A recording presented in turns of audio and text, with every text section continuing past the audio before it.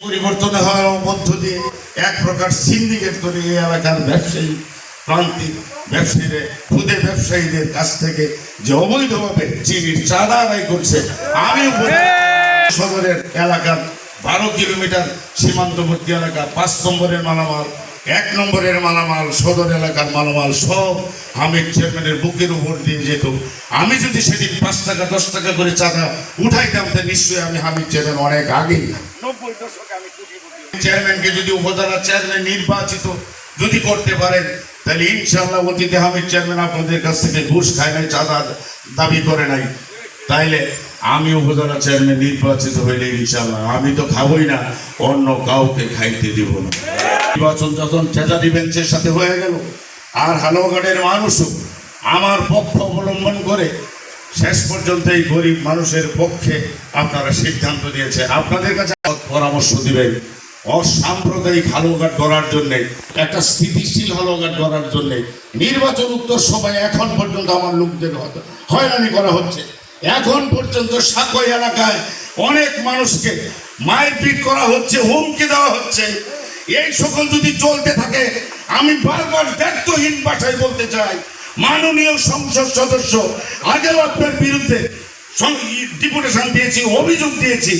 পরবর্তী পরিস্থিতি যদি কলঙ্কজনক হয়, রক্তারক্তি হয়, এই জনপদ্ধতি অস্থিতিশীল হয়ে যায়, সমস্ত দায়ভার এই নতুন এমপিকে নিতে হবে। বন্ধুরা, সকলেই সকল দলমত নির্বিশেষে আমাকে সহযোগিতা করুন। সকল বুদ্ধিজীবীদেরকে বলবো, এই স্থিতিশীল জনপদ করার জন্য আপনারা আমাকে সাহায্য করুন। পরিষদ তার নিজস্ব গতিতে চলবে। সম্মানিত পরিষদের অনেক সদস্যরা এখানে উপস্থিত আছেন, তাদেরকেও আপনারা অনুরোধ করে দিবেন। তারাও যেহেতু অনেকে বিপরীত মেরুতে আছে, আমি স্বতন্ত্র মানুষ, তারাও তো আমাকে বিমুখ করতে পারে। আমি তাদেরকেও অনুরোধ এই সবার মাধ্যমে অনুরোধ করি, সংখ্যাগরিষ্ঠ ইউনিয়ন পরিষদের চেয়ারম্যান মহোদয় যারা আছেন, আমাকে সর্বাত্মকরণে আপনারা সহযোগিতা করবেন। ইনশাআল্লাহ হালুয়াঘাটে আমরা যথেষ্ট চেষ্টা করব একটা সৃষ্টিশীল নগরী করার জন্য। আপনাদের শুভকামনা করে এই পরিবারের জুয়েলারের সকল শুভার্থী বন্ধুদের শুভকামনা করে আমার কথা শেষ করছি। আসসালামু আলাইকুম। উপজেলা চেয়ারম্যান, নবনির্বাচিত উপজেলা চেয়ারম্যান মহোদয়কে ওনার সময় স্বল্পতার জন্য আমরা ওনাকে বক্তৃতা দেওয়ার সুযোগ করে দিয়েছি। বক্তৃতা সিরিয়ালগুলো আমরা কোনোভাবে বক্তব্য দেওয়ার জন্য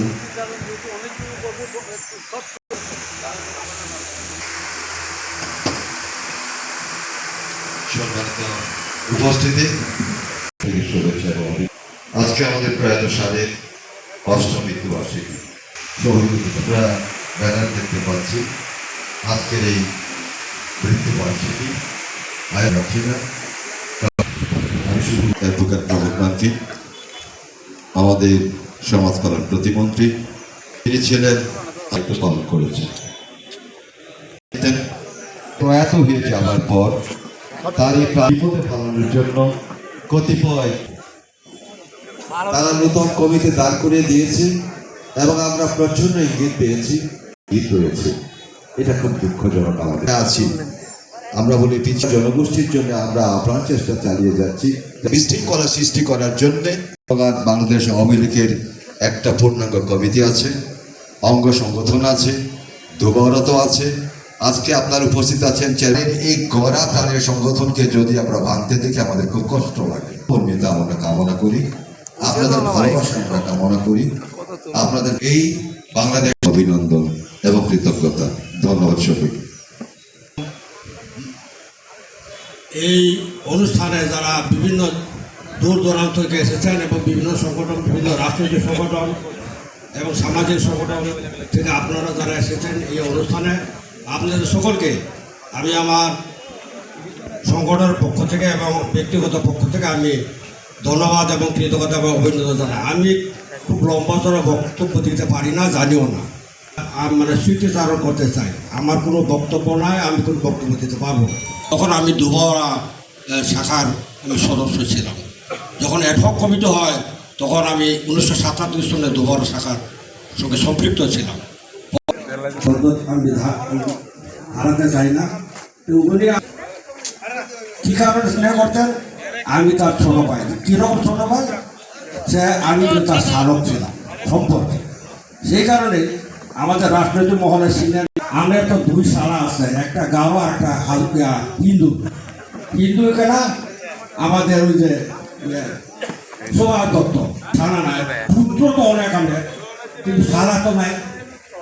যাই হোক, এইরকম সম্পূর্ণ ছিল। এবং সে আমাকে বলতেন, সে আমাকে ডাকতেন, এই তুমি কই আসো, ফোন করিয়া ওই পেটুকু পরে থাকলেও তাড়াতে আসতো, বুঝলে সে বসে থাকতো।